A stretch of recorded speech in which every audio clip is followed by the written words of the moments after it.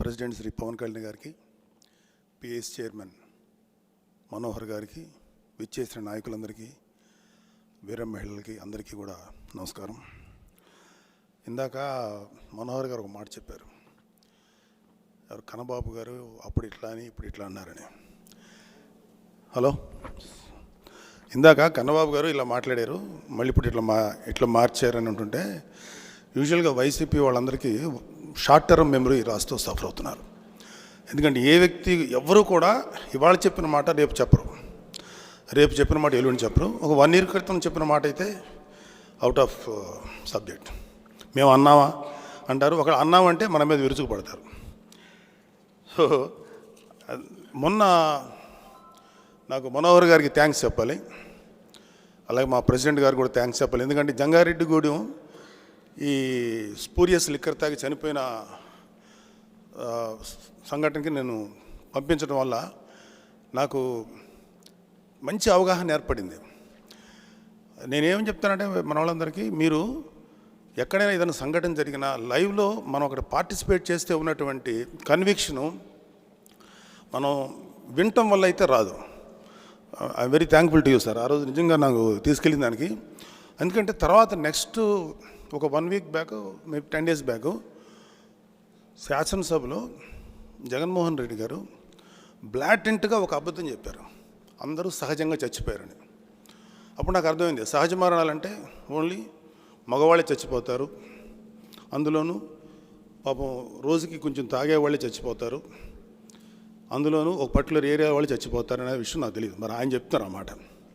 ఇంత అబద్ధం అంటే అవి సహజ మరణాలు అన్నప్పుడు మరి ఆడవాళ్ళందరికీ ఎందుకు చనిపోలేదు? సహజ మరణం అంటే ఎవరైనా చనిపోలేదు కదా. సో నేను అక్కడ వాళ్ళతో మాట్లాడినప్పుడు లిటరల్గా వాళ్ళని బెదిరించో లేకపోతే ఇన్ఫ్లుయెన్స్ చేసి ఈ సహజ మరణాలని చెప్పమన్నారని అక్కడ సఫరర్స్ చాలామంది మాట్లాడారు మాతోటి. ఆ నిజాన్ని అక్కడ చూసి శాసనసభలో అంత అబద్ధం చెప్తుంటే నాకు చాలా షాకింగ్ అనిపించింది. బట్ నాకు ఆ లైవ్లో ఆ ప్లేస్లో ఉండటం వల్ల నాకు చాలా హెల్ప్ అయింది. సో డెఫినెట్గా భవిష్యత్తులో నాకు ఇలాంటి లైవ్లో పాల్గొనే అవకాశం ప్రెసిడెంట్ గారు మనోహర్ గారు నాకు ఇస్తారని చెప్పి ఎక్స్పెక్ట్ చేస్తున్నాను. నాకు చాలా ఉపయోగపడుతుంది. ఎందుకంటే తద్వారా బాగా మాట్లాడగలగటం, లేకపోతే అట్లీస్ట్ మన అభిప్రాయాన్ని నిర్ద్వందంగా చెప్పడానికో చాలా యూజ్ అవుతుంది. మన జనసేన నాయకులు కమల్ గారు ఒక మాట అన్నారు ఈ మధ్యన, ఎక్కడైతే మనందరి ఆలోచనలు ఆగిపోతాయో ప్రెసిడెంట్ గారి ఆలోచన అక్కడి నుంచి మొదలవుతుందని.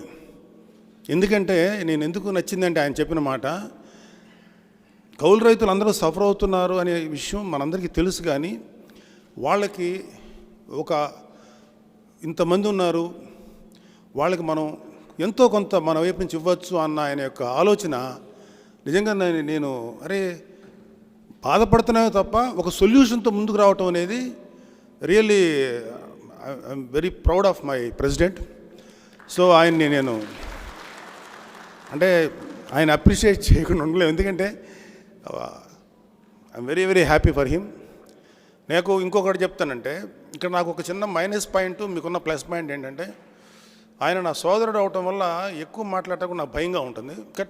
బట్ చెప్పాల్సిన విషయం మాత్రం చెప్పాలి. భవిష్యత్తులో నా మనవాళ్ళు, నా నెక్స్ట్ జనరేషన్స్ గర్వంగా చెప్పుకుంటారు, మా తాతో మా ముత్తాతో పవన్ కళ్యాణ్ అనేటువంటి గొప్ప లీడర్ దగ్గర పనిచేశారు. ఎందుకంటే ఆయన నేను ప్రత్యక్షంగా చూస్తుంటాను అన్నమాట. నాకు చాలామందికి దొరకనటువంటి అదృష్టం అంటే కొంచెం చూడగలిగే, ఆయన వ్యక్తిగతంగా కొంచెం అబ్జర్వ్ చేసేటువంటి అవకాశం నాకు ఉంటుంది. Of course I have seen a great character. So ఆయనకి ఎప్పుడు ఎవ్రీ టైము ఆయనతో మాట్లాడినప్పుడల్లా ఓహో, నేను ఎవ్రీ టైం కొత్త కొత్తగా కనిపిస్తుంటాడు ఆయన. ఇవి ఇలా మాట్లాడా, ఓహో ఇలా మాట్లాడుతున్నారని ప్రతి విషయం నేను షాక్ గురవుతుంటాను. Oh great, but it's a pleasant shock. Oh great. So అలాంటి ఆలోచన ఆయనకి వచ్చి ఒక 300 నుంచి సుమారు వాళ్ళు నిర్ణయించినది ఆర్టీఐ ఇన్ఫర్మేషన్ ప్రకారం 1000 మంది మినిమం కౌలు రైతులు ఆత్మహత్యలు చేసుకున్నారని ఇన్ఫర్మేషన్ మన దగ్గర ఉంది. సో అంటే ఇవాళ ప్రతి పార్టీలోనూ ఎమ్మెల్యే కంటెస్టెంట్లుగానో నిలబడేవాళ్ళు కోట్లు ఖర్చు పెడతారని మనం బయట వింటుంటాం. ఇలాంటప్పుడు ఆ కోట్లలో కొంత అమౌంట్ తీసి రైతులకు ఇస్తే వాళ్ళని గుర్తుంచుకుంటారు కదా, మరి ఎందుకు చేయరు అనేది ఇప్పటికీ నాకు అర్థం కానటువంటి ఒక ప్రశ్న.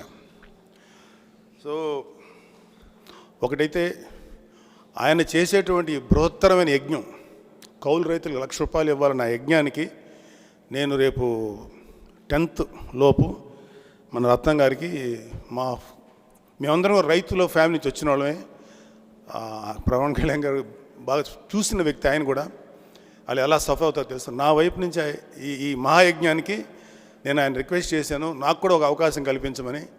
సో ఒక 10 lakhs రూపీస్ ఆయన అకౌంట్కి నేను రత్నం గారికి 10th నేను అనౌన్స్ చేస్తాను.